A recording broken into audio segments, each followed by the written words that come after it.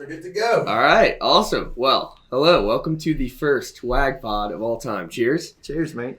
Shout out Irish Coffee. We got them before this. It was pretty solid. It is pretty good. So I have today here with me my buddy Bevo, aka Donny Wilson, but mostly Bevo. We met through F3, right? Yep. Basically, you know, we've started WagWorks as this creative conglomerate, and we were looking to do some sort of thing that was related to kind of dogs for therapy and helping with that. And I'd had basically F3 is this workout group that my dad does. And I had some buddies over for a bourbon tasting, and I was telling them about this idea, and they're like, you have to meet Bevo. He already does this thing. And so, yeah, just wanted to bring you on and hear a little bit more about it. So, yeah, you want to say a little bit about Pawtism? Yeah. So first of all, the birth certificate name is Donald Wilson, not Bevo, just in case anybody wants to know. Plus, I went to Texas A&M, so for all my Aggies that are watching out there, it's not my choice of a name. With the Caroline in the background. Yeah. And the NC State. So yeah, no. It's been a trip. So we have a son with autism, and we decided that we wanted to look into getting him a service dog. And that was a very daunting task, and then having to raise funds for it, since an average dog can run anywhere about, just on average, about 17 to 18,000 per dog. So it's basically a human life-size Dumb and Dumber van. Right. And that's just the initial cost, not like having it every year and no food cost or anything like that, or vet cost. Yeah. So just the cost of training, and the cost of the dog. Yeah. And so we kind of just went through that, and I think we thought it'd probably be like several months turnaround, but it ended up being more of 2 years. Yeah.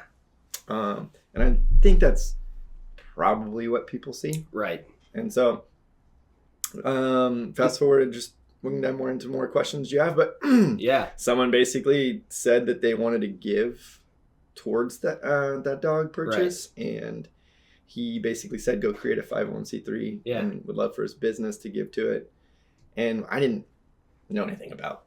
Right. I just looked at the wife, was like, let's do that. And she Googled it. She says, are you out of your mind? I had no idea what you're getting into. We have no time for that. Mm-hmm. And so as a loving husband, I decided to go around her back, and I knew a buddy who was in law, and I asked him about it, and he told me that Wake Forest does like a third-year kind of project where they'll take on a nonprofit and help them get started. That's awesome. So I applied to them, and little Robbie, who was like 6'3", 220, did everything for us.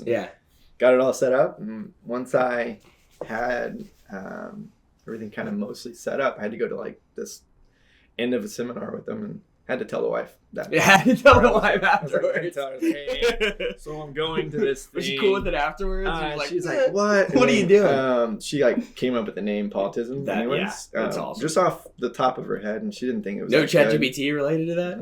No, I think it was prior to that coming out, probably big time. Since this was 2020. Yeah. And so that's how we got started. How old was your son when you guys had a therapy dog? Kind of what did that process look like for you? Let's see. We got him in 22. So he was about 9. Yeah. And you said that he had he met a dog before, and then you realized what happened there? Did he just kind of click immediately, or what was that process? Yeah, they had a little center that he belonged to. There's like a therapy dog that came to the class, and everybody got to get to know the dog, kind of pet the dog, and he sat down next to the dog and kind of just, I don't know, was entertained by the dog for more than usual. Right. And so we kind of got pictures of it, and we're like, oh, that'd be cool. Yeah. And we started Googling the perks of having a service dog. And so it was kind of just something that kind of snowballed into, and he was 4 or 5. Right. when that happened. Right. And he loved our little 9-pound Yorkie poodle, but the kid kept getting bigger. The dog stayed the same size. Yeah. And you need a little bit of a bigger we were dog. like, oh, he's going to kill him with love. Yeah. Just trying to lay on top of the dog. Right. And, it's too much love. That's what it is. It's just, but it was super cute in Yeah. a terrifying kind of way. Right. At some point, we're like, let's just save the dog. Right. So what was, and you still have the same dog that your son got matched with to begin with, or? It was kind of a transition. This can sound as dark as possible, but we didn't really want to bring a service dog into a home with an older dog in case there was territorial things, and we didn't know how that would affect. Right. Yeah, I guess you do have to think about from both angles, right? Because you've had your dog that you've had forever. But you want to make sure they're cool with it. We also didn't want to have to take her to the quote-unquote farm. Right. And so we were just kind of hoping it was kind of like going to line up, because she was like 13, 14. Yeah. And it ended up being, I think it was like 2 months, 3-month overlay. Okay. So, I mean, it worked out in a way. Yeah. So things tend to work out like when you look back on it. But so what's your service dog's name? Wally. That's right. You told me that. We did not pick Wally. Wally was given to us, awesome but we name. were like, that's pretty cool. We were pretty set with that. Yeah. So essentially you going through this experience kind of led you to like kind of want to have an impact on other people who may not, be able to have those funds or what. So that kind of led you to starting this 501c. And so I remember we talked about it earlier. You guys haven't had to turn down a grant before, right? No. That's amazing. No, we were very, very fortunate. Yeah. I would say we started this 501c3 honestly with like a selfish. Yeah. So I think we initially were like, oh, cool, let's do it. And then people can give nonprofit, like tax-free donations. Right, exactly. Like it's raise one of money those for things our where kid. And then I was like, oh, eventually we'll just burn this into other grants. Right. What ended up happening is we ended up digging very deep into conflict of interest laws, and we're just like, that's not worth it. Right. So we ended up getting enough money raised outside of the nonprofit through friends and families and some other fundraisers. Right. And we're like, let's just see where this goes. Right. We had a promise of $2,500 a year from this one guy. Yeah. Which, not having anything to begin with, sounded great. Yeah. But then we're like, well, I don't know what that's going to do. Right. And it's not going to really help a ton of people. Right. And so we're like, well, maybe we'll get like one grant a year, and maybe we can do like $1,000. Yeah. We didn't know. So yeah. And what's the process? Because I'm trying to make my own. Is 501c? 501c3. Mm-hmm. Nailed it. 501c3. So I'm trying to do that, and you're pretty. And how long ago did you start Pawtism? We decided like right in the prime time of starting any business of the beginning of 2020. It's a good time to do it. So we were super thrilled when everything shut down. I think I got everything filed in January. Yeah. And we did one meeting with like 5 board members. Right. Like half of us were in person and half were like a few were remote. That is the one good thing that came from COVID is you can meet online now. That's all we do now. Yeah. It's just because everyone's different places. Got convenient. Yeah. And then, just we were going to start planning fundraising and all this other stuff. And then we're like, ooh. So we didn't do anything for all 2020. And then 2021, we started hammering in, like we finally got everything dialed. And actually it took almost 2020 just to get all the bylaws in place and like how we wanted to do grants and how we wanted to work with trainers. And how did you have the guy from Wake Forest? Was it Lil Robbie? Mm-hmm. Never saw him again. Never saw him again. So we have you the one time. Shout out Lil Robbie, obviously. Robbie, thank you. I appreciate it for everything you did for us. And sorry, I keep calling you Lil Robbie. But, I mean, come on, good nickname. But he was a lot younger than me, so So how did you go about like knowing what the bylaw should be? Like, how did you what can grants? Because like I guess from my perspective, I'm looking at this, I'm like, I have no idea what any of this means right now. And you look at it, you kind of figure out along the way, but was it just you or was your wife helping with that or some of those board members? Well, so we got the law practice basically, or the law school put together like all the stuff that we needed filed properly with the state. Right. And then everything else is basically like a cookie cutter with edits. Right. So how many times do you want to meet? Right. How many board members are you going to have? How many to vote Yes. Right. All those like little mini stipulations Right. that just kind of move along the business. All the red tape. And then keeping minutes, keeping an agenda for each and every meeting. Now, the thing is I also do insurance for businesses, and now you don't get audited a ton. So Right. all these, like, depending on like how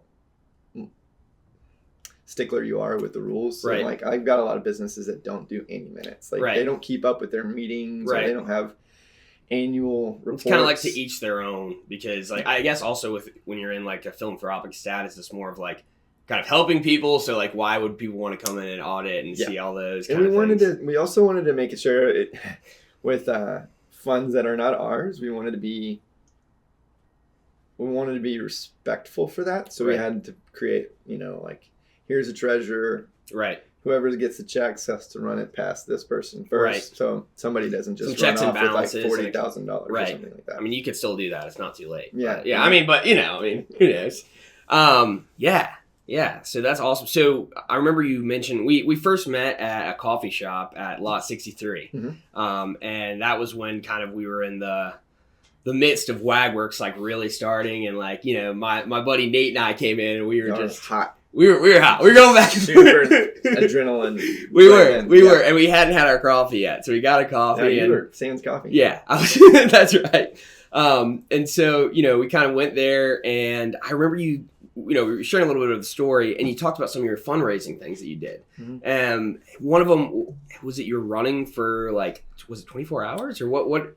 Yeah, apparently we only know how to run. We only know how to fundraise with fitness. That's a good way to do it, honestly. Yeah, people get excited. It was easy. We did a little in-person one in Haynes Park where we got maybe like $4,000 or $5,000, maybe $6,000. It was great. It was so like what's the process? Like that thought. Idea just came to your head, and then we thought we needed money. Right. Yeah. Needed money. Just like figured out how do we do this, like getting our name out there, but also like getting some because it's hard to give money to something you can't like grasp or you can't see. You kind of have like a tangible there. Yeah. So we had Wally out there, and we had one of our other board members brought their dog Lily out there, and it was great. Like we were just like around. Yeah. Just actually the trainers of the facility that we went through, Highland Canine, they brought out a few dogs, and they just were like out there just to kind of promote. Yeah. And was this in 2021 you did this? I'm testing your knowledge right now. I think it was. Actually, I think it was 2021 summer. And then that's like when we got a big bulk of money.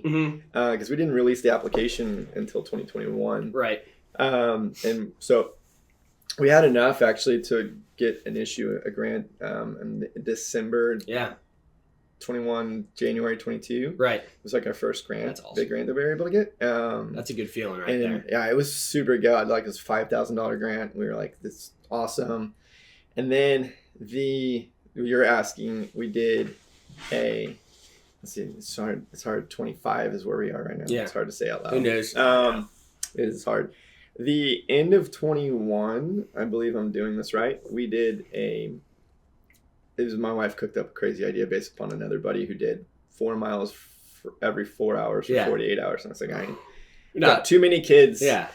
Once you have X amount of kids, you can't do 48 hours. Right? I can't do that. One kid, you could have done it. 2 or 3. I mean, I guess like since you turn 30, you don't really want to stay up for 48 hours period anymore. So we did this like 1 mile every hour for 24 straight hours. So at the beginning of every hour, I would start off on a mile run. And was it just you, or do you have people doing it with you? Well, just me the first year with the idea of like, oh, we can do this every year, and we can maybe grow it and have people match or like get. And then you turn 1 year old, and you're like, I don't know if I can do that running. Yeah, it's just like honestly, it just like took so much like brain power for like this thing that's just like a secondary thing in our life. Like it's not a main. Nobody has salary from this company, which is like 6 board members that are all voluntary. And that is amazing. Are volunteer. And so, yeah, we raised like around $11,000. Oh, my gosh. All we did was post on social media. And bought food for myself for that. But that was, we didn't even use the nonprofit money for that. It was Right. The nonprofit didn't spend a dime on it. That's cool. And he was just posting on Instagram and Facebook. And so we got a lot of people to kind of support that way. Right. And then the following year, we had another baby.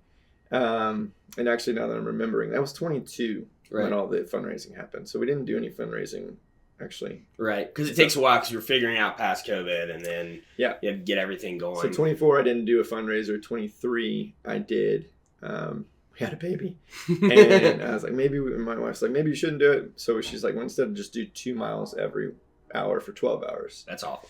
Same amount of miles right there. Did it, honestly. but wasn't really great at the social media post. And Right. so we didn't raise as much money. Right. And it's kind of hard to when you start to kind of go back to the same well. Right. And I didn't really want to, but anybody who wanted to support, I was very thankful for. Right. But it's also tough because a lot of the support that we were getting was like my connections. Right.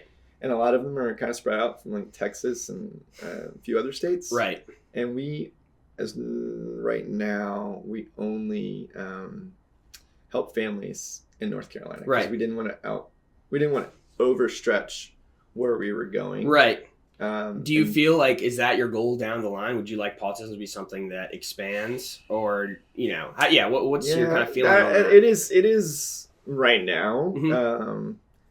feasible because we're blessed to have more money than applications. Right. Which is why we haven't had to turn down a grant yet. Right. And how many grants have you been able to give? I was thinking about it on the way here. I think we've issued anywhere between $30,000 and $40,000. So several grants, some only needing to be like a couple thousand and some being 5. Right. And we've had to turn down applicants because they're either out of state. Right. Or which that isn't a thing you should feel bad for at all. I mean, you're in North Carolina, it helps them, and I think it's good to have a vision and a long term, but it's a hard kind of balance of being like, man, I want to help all these people, right. But sometimes you have to like build something the right way, execute it well, and then go from there. So I mean, it's incredible what you've done, man. It really is. I appreciate that. Yeah. I think it just sat in the back of my mind because I don't wear guilt a lot. I'm just like, oh, it'd be cool if like people who are donating from Texas, they're like, hey, exactly. Telling people like you can get help here and like this is a place I donate, but and we can't necessarily help. Well, right. We just don't right now. Mainly the reason why we stayed to North Carolina specific is we wanted to be able to vet. And I think that's a pun. That is a pun. We wanted to like double check all of the trainers that we were doing things, because when we were researching our process for Wally, we've read some horror stories about how there are trainers out there who take the money from families and they bring out a dog that's not potty trained or barely is like and behavioral trained, and they just spent like good 5 digits on it. Jeez. So we didn't want to issue a grant to anybody like that and fear that our funds were going to go somewhere that they shouldn't. And your grants go specifically to Highland Canine, right? You pay how does the grant get allocated? Trainer. So we've worked with others other than Highland, and we always ask that we're going to be the last money in, and they do not go directly to the families. Right. What is last money in? What does that exactly mean?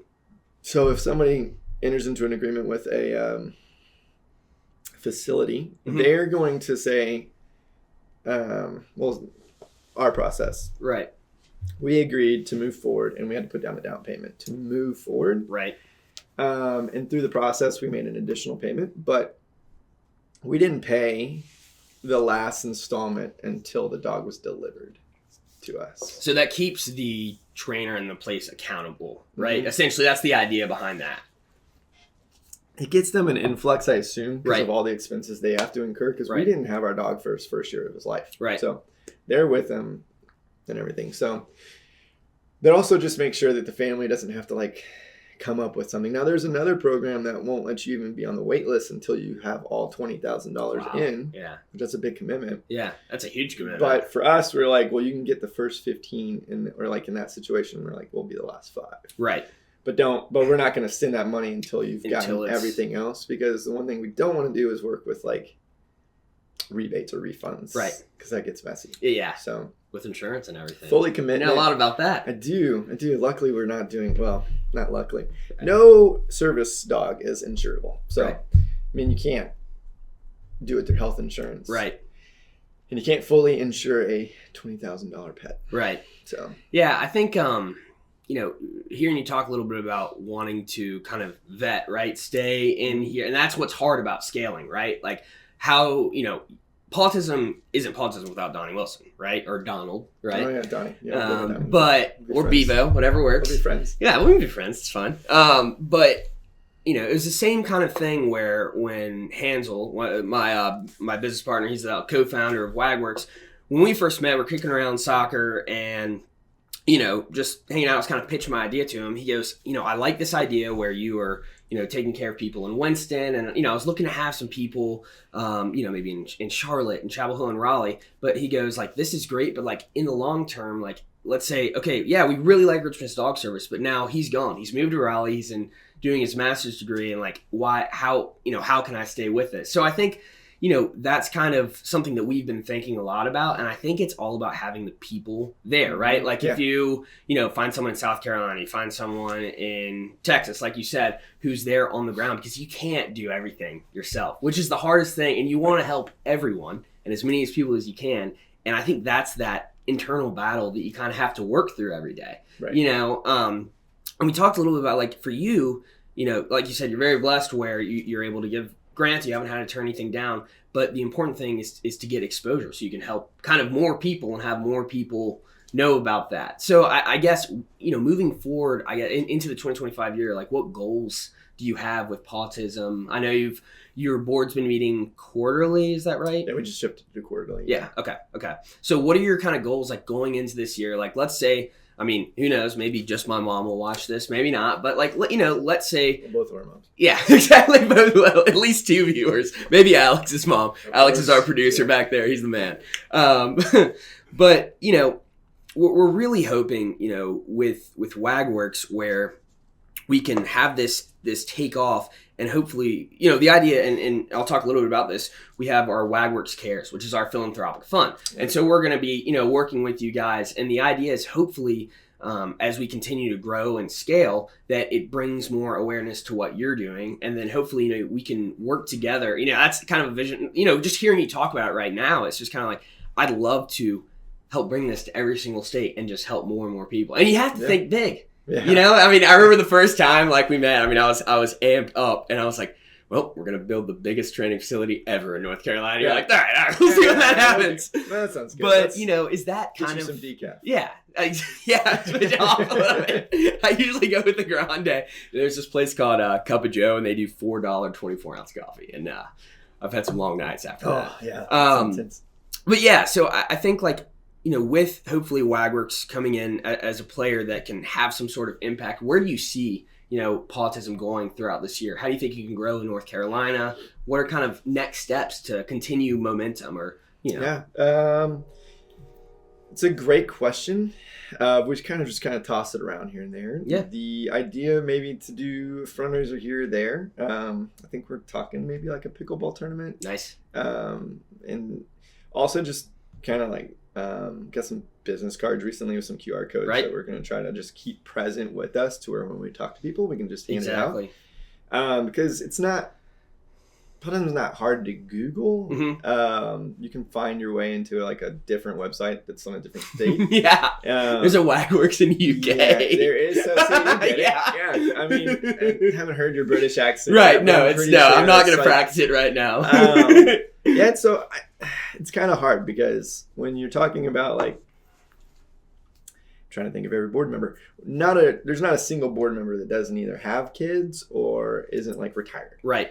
And so there's not like I'm gonna gun and like build something huge, because we've already kind of hit one of our base goals. Right. Which is something to be super proud of, and like just still can't get over. Like when we meet and we talk finances and we talk about grant approvals, like we're super excited. Yeah. And the families that we get to help are awesome. We're kind of hoping to get more and more success stories from them. And that's also kind of tied into like secondary goals to kind of build the website to the extent of adding more stories from all Right. these grants that we've issued. Yeah. But once again, It's a time. family. Yeah, right, right. Like from us, like with the kid with special needs, you're like, that sounds great. We'll get you a little email put together, and then Right. you're either over analytical of like, I want to add all this in here, Right. but I don't have time to add it, or I don't want to send them just a little blurb. Right. So it never gets done. Yeah, I think. Have I told you that we've filled out our board of directors and You officers yet? mentioned several. A little bit. Yeah. So we got some really cool, people, and I'll, talk a little bit about it. Wood Boone is going to be our treasurer. So my sister Maddie's married to John Boone, who's Grasshopper is his F3 name. Okay. And he's going to be working with us. A guy named Kevin Noy is going to be our secretary. And then we have 7 different people on the board of directors who, one of them who I want to kind of highlight is kind of cool. Her name is Riley Shire, and she's at UPenn Dental right now. And basically, she's a cheerleader for the Eagles as well. And so she has, I remember I donated to it, but I think the Eagles have an autism foundation that they work with directly. Cool. So when I started talking to her, she is the busiest person in the world. It's ridiculous, right? I don't even know, we're fortunate to have her, but different people have, different talents that they bring to the table. And I think, I think our average age is probably 26 or something. We got, we're not married and I'm down the road. Maybe when I'm 40, I'll get married. But I think, just hearing you talk about it right now, it excites me, because I think that's where hopefully, when we get, again, I have to get this paperwork in and get it flowing. I found the people. Now it's the process, right? That's a good start. So, like I said, we have 7, really awesome people who are going to be on this board. And, just hearing that, I think that we can do something. Hopefully, my vision is we can help you achieve those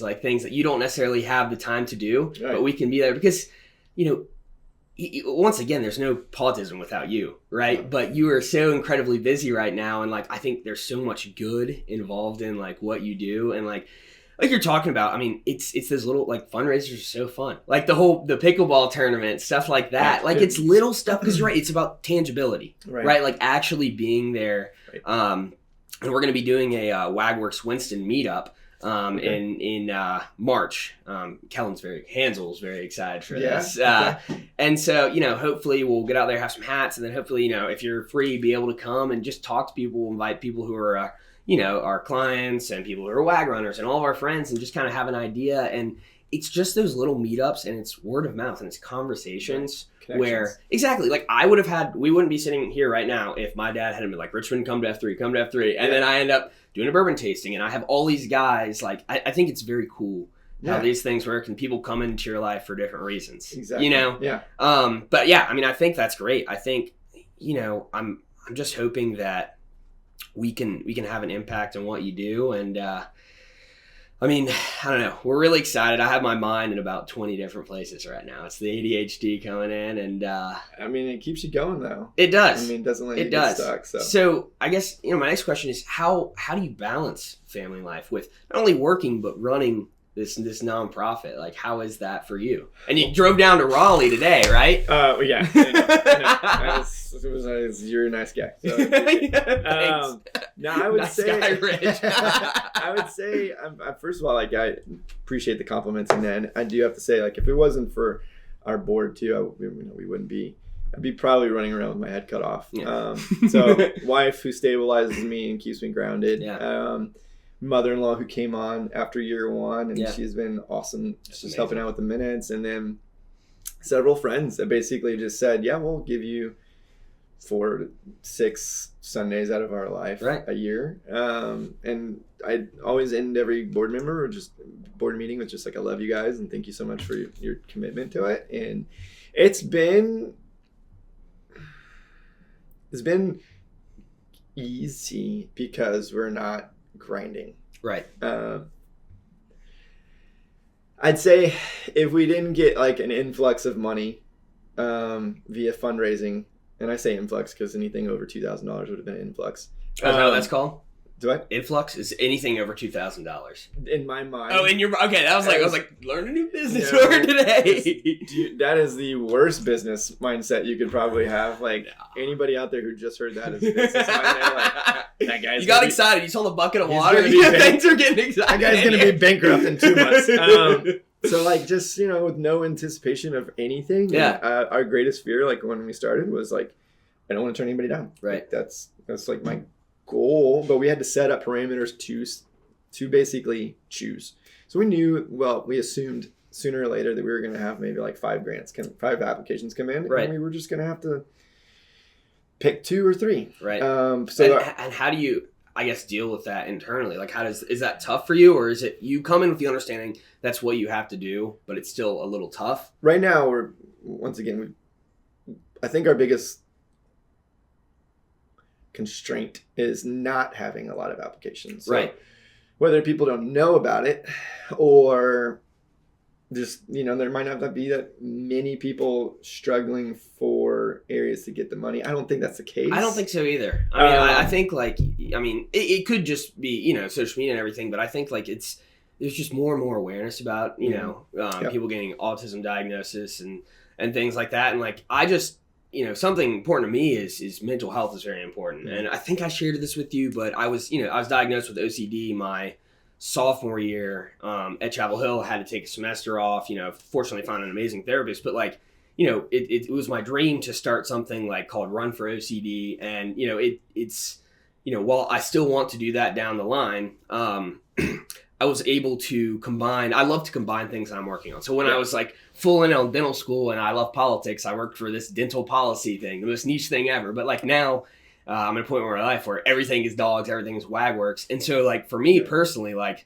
mental health is the most important thing, whatever you're dealing with, whatever the diagnosis is. And it's, I just kind of commend you very much. Like it's just amazing what you're doing and impacting so many different people. And I think my hope is that people see this and will share it and, kind of get from there. But I think that working on projects that are related to mental health, especially like with my generation, is hopefully something that's up and coming and starting. And so, right now I'm not getting to work on a Run for OCD philanthropy, but I am getting to work on something super awesome, which is WagWorks Cares, right? Yes. So it's kind of like having that, you talked a little bit about that guilt of like, I need to be the best version of myself. You almost have to be a little bit selfish first so you can help people, right? Yeah. Which is the goal. And that's kind of a battle that I deal with every day. I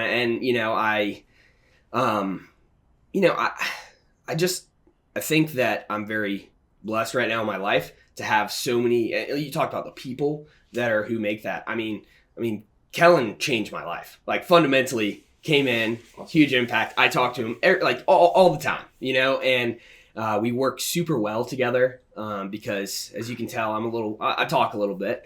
And I have a lot of cool friends all over and I'm excited. And like, just after some stuff happened in Winston, some losses of some family and friends, it just became apparent to me that like, I want to devote whatever I'm doing to help bring other people's passions to light. So like hearing what you are passionate about, it gets me excited if I can help you like reach your goal, reach your dream, Right. So yeah, I'm just, I'm obviously you get a little emotional about it sometimes, but I like where I'm at. But like you talked about, sometimes if you're not grinding, you're not getting stuff done, and it's, I guess, how do you get refocused? When you're it's been a little while, like, okay, so now we need to set up this fundraiser. Like it just was Christmas. It was just, how do you get back into that mindset of like, okay, this year we're going to do this?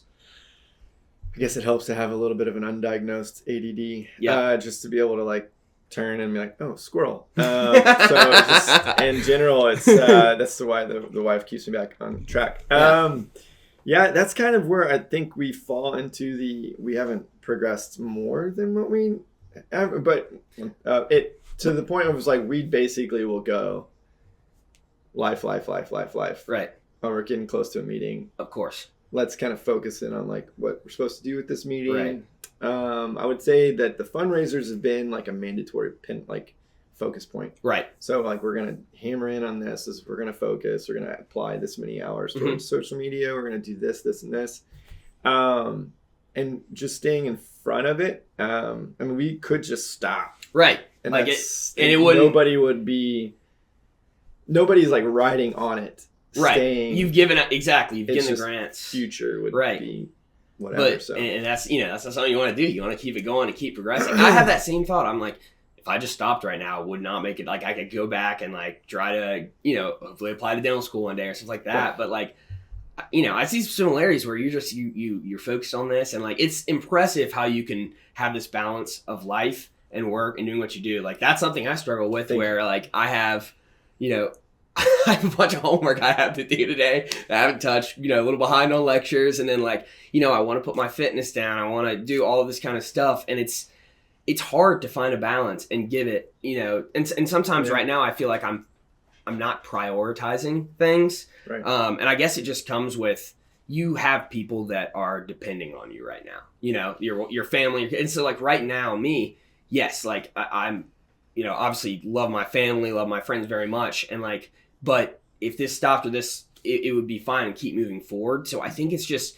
this little bit of space and this time I have right now. And I think that's something I'm struggling with right now is focus and discipline. And, Ziggy Stardust, he's another F3 buddy. Not the actual. Yeah. I have no idea who that, I just know it's Ziggy. Tom. Yeah. Tom. It's really, really, so I had moved over near kind of Old Salem for a little while. He was in my neighborhood, and I was talking to him, and, we would hang out, we watched a movie on Halloween, we go on kind of walks, coffee, chai, whatever. We got him to play some basketball. Anyways, Point is like, we're talking a little bit about philosophy, keys to life and everything. And he just told me like the key to life is discipline. And that was something that was super, super powerful to me, and I've kind of gone, I find myself sometimes either on either end of the extreme, right? Like you're go, or and it's hard to find kind of moderation. So I guess what is your advice? Like for me, like in my perspective where, okay, I have schoolwork to do. I need to prioritize fitness. I also need to, how do you kind of manage your day, or what are some tips that you could maybe get? I was about to ask you. I can tell you mine, but I was going to say, when you got the words of wisdom, how did you apply it? Yeah.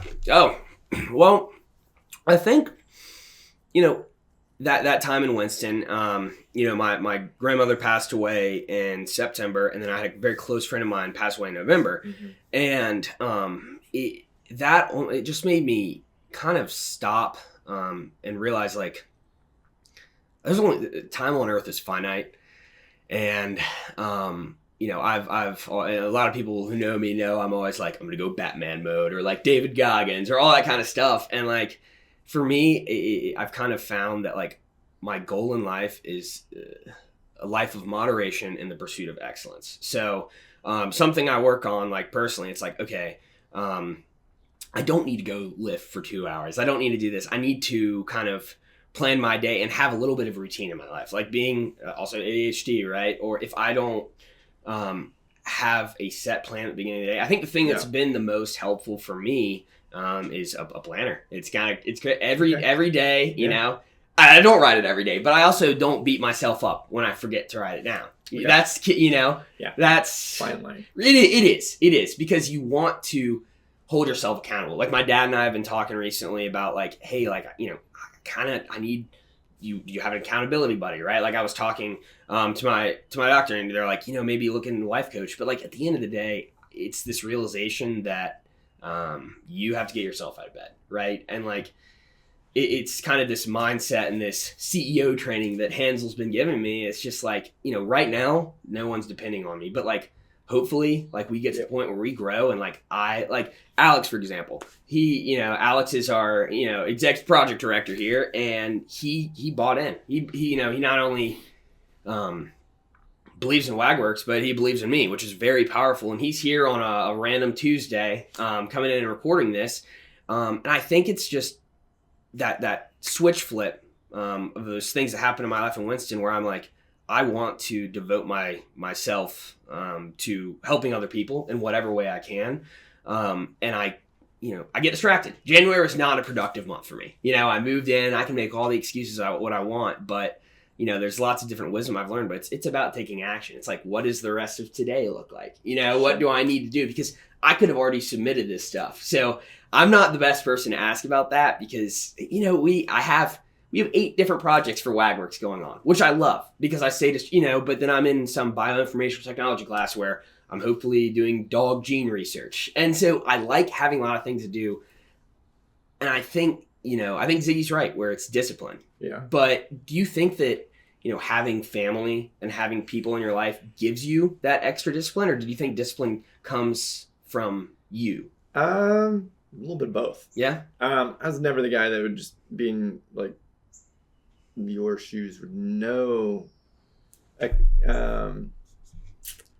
firm accountability as far as like it just being somebody that's not going anywhere and you're gonna family or right employees. I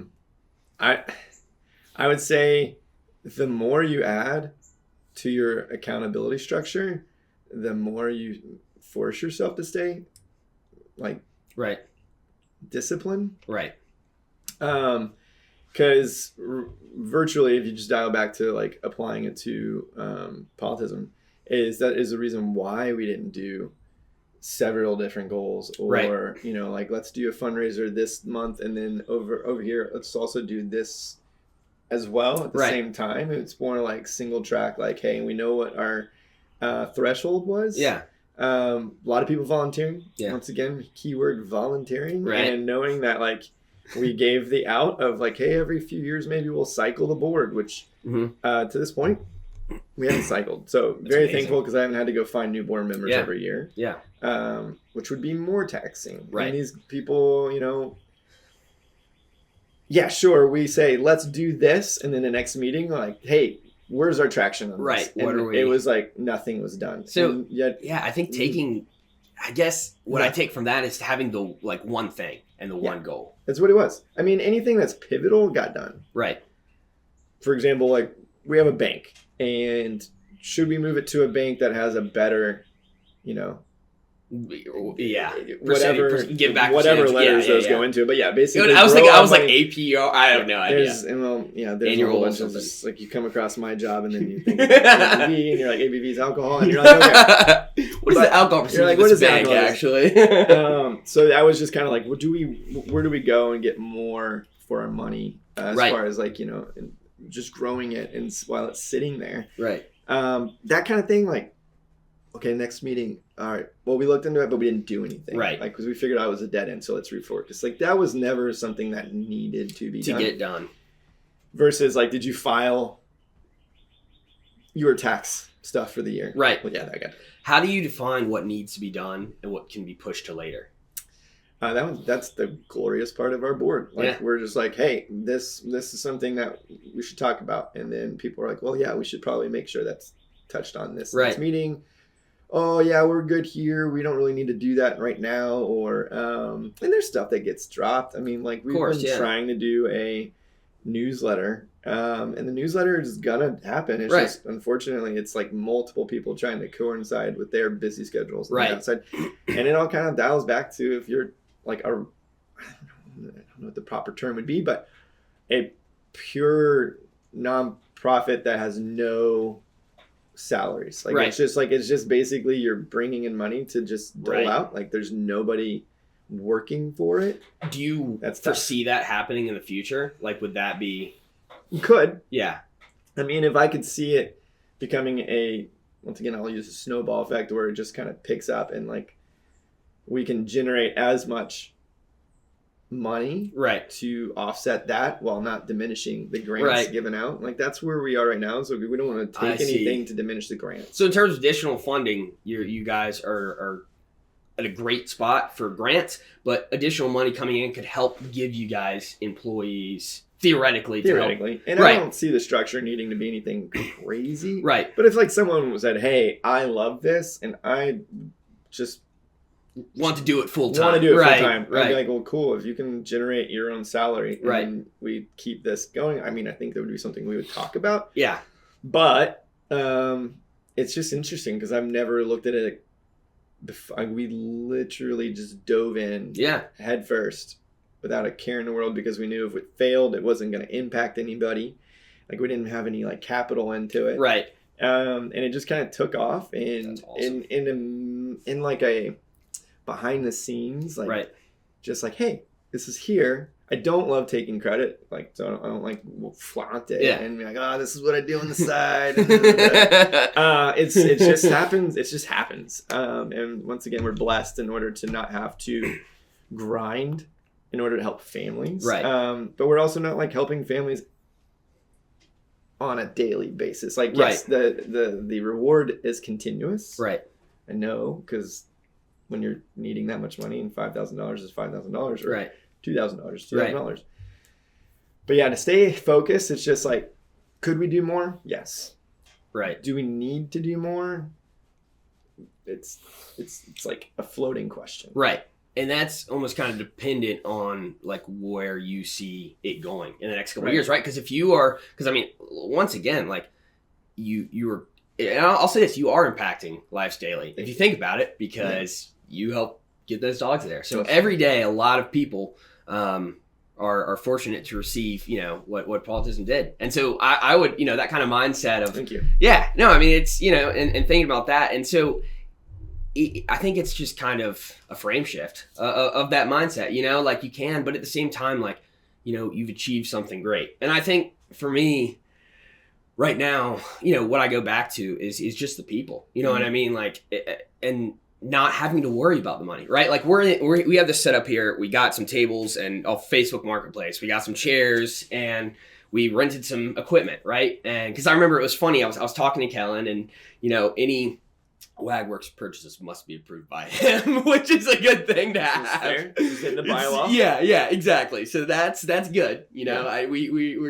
WagWorks credit card. Richmond does not have his own credit card, so it's good. But we're talking to him early on, and it's just like, we are a startup. We have a lot of different goals and projects and visions, and he's taught me how important it is to be resourceful, which is what you're doing too. Like, time is the most important resource, and also like having good people in your corner. Like I have like a core team that I meet with, like Alex is on there, one of my best friends, Nate, Isabel Kriovsky, John Boone, who has been, if you met, he's been integral in this entire process. And it is just about being resourceful at the end of the day. We had he was like looking up, texting me, he's like, dude, there's a podcast studio, like you can set it up in NC State. And I was like, I don't really think that's it was just like a green screen wall, which is awesome and it works and it's good for them. But like obviously not everyone can see this, but there's a bunch of stuff sitting here everywhere. But like we've created some sort of vibe and some sort of thing while being kind of resourceful in what we need to do, but I think, I'm really, really happy that you came on today. Do you have any kind of final words that you'd like to say, about Pawtism, or what I guess, would you like people to know? Would you like people to start applying? You know what I mean? It virtually just like share it. And that's kind of why we generated the business cards. It more along the lines of like, hey, if you know anybody and you forget what we're called, here's a QR code or here's a business pretty card. Awesome name. It's kind of hard to, And it's hard to amount to the epicness of like just coming off the top rope as my wife did with that name. And it's so parting words would be just the fact that like I think judging by how our success has been, like if you're out to like help people, it tends to go well. And as long as you're not quantifying that, because that's how we started out. Like we weren't saying like we have to get 30 grants to be successful. It was like, oh, cool. Like if we could do a few grants here, that'd be great. And then, and now I'm like, I thought about it the other day. I was like, when do we stop? Like, is there a stopping point? Like, is there a point in time to like, we just call it, we call it like, hey, we did our thing. Done, like, this is great. And let's just go ahead and talk. I don't think there is. And I think this is a lifelong. It's like if it's this much effort, it's not hard to do. And it really is to just drive home the point of like what we're trying to do, who we're trying to help, connecting the point of it. Because look, I will say this, and I've said it all the way from the beginning. What we're doing is not it's a niche nonprofit. Right. It is very niche. Right. We're not, raising money for cancer or anything like that. It's not a diminished project. But I think it's, I mean, I'm sure you know how big it is, but I think it's super helpful. I think it's helpful, but also like, I think a lot of people can be helped by this. They just need to know about the resource. That's the thing. It's like not many people know the thing. So let's say I had a family member who wanted to apply. Like, what does that look like? How does that go? And you just basically get to go to our website, Pawtism.org. You got the org. We just have a comm, dude. We just have a comm. It is. That's our info@pawtism.org is our email. Cool. And you can email the application in. And there's no money to it. Right. It's kind That's nice. A no money application. You don't see that much these days. No, like you said, time is the equity, and time Yep. being spent on this application. A lot of families that send it in use extra pages to describe like how they would think that this would help their kid. Right. It's like super awesome to get to read and kind of invest in these families. 100%. Is there a certain kind of family that's kind of, you're not sure the names or anything, but it's kind of stuck out to you, like hearing their story? It's an day. answer that I'm sure is a stock answer, but every one of them has been interesting and everyone's been unique. Right. The other thing is like it's not just kids. Like right. I think we had one applicant call and they're just like, "Do you even allow adults?" And I was like, "Oh yeah, like absolutely."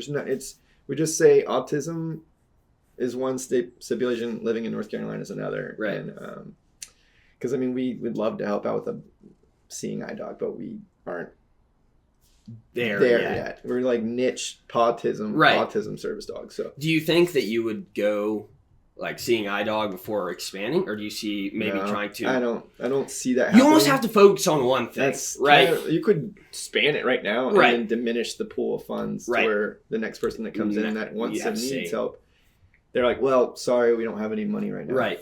So we kind of stayed niche for a lot of different reasons. Yeah. I think that works out. I think it's cool to have a couple different projects and things to work on, but like, you got what your bread and butter is, and then you kind of go from there. So we're very blessed to be able to do it. I'll say it again, and I guess to just echo, like we want to help families that are in need, and that's why we created it. It's just communicating, like, hey, this is what we're doing it for, and there's a lot more research out there now that shows the benefits that come from it. So that is awesome. Well, hey, thank you so much for coming on. Really appreciate it. Thanks for coming. First episode of WagPod in the books. First. Cheers, everyone, and hopefully at least Alex's mom will probably watch too. So we have at least 3 moms watching this. Okay, the housemates will watch it. To our tens and tens of followers. Yes, exactly, and just make sure we're gonna add on the resources that Bevo's gonna share with us, and check it out and share it with friends. And awesome, thanks again, man. Thanks, man. Cheers. That's it.